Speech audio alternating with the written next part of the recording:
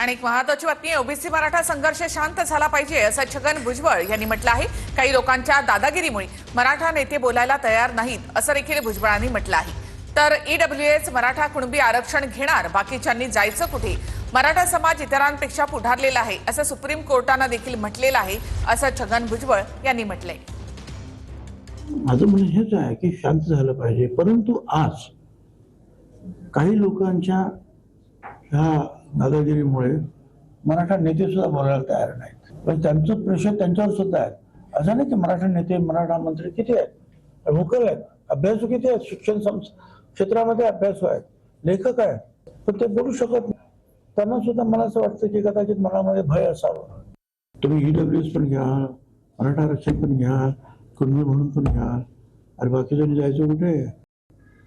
ठीक आहे, मग तो मराठा समाज सुप्रीम कोर्टाने सुद्धा सांगितलं की याच्या अगोदर अनेक मुख्यमंत्री झाले, पण ते एवढे सामाजिक दृष्ट्या द्रष्टे होते की त्यांनी मराठा समाजाला दिलं नाही आरक्षण। त्यांना माहिती आहे की हा समाज इतरांपेक्षा फार पुढारलेला आहे, सुप्रीम कोर्टाने म्हटलं। त्यामुळे म्हटलं की आता सगळ्यांनी विचार करा ना, जे काय अभ्यासू लोक असतात।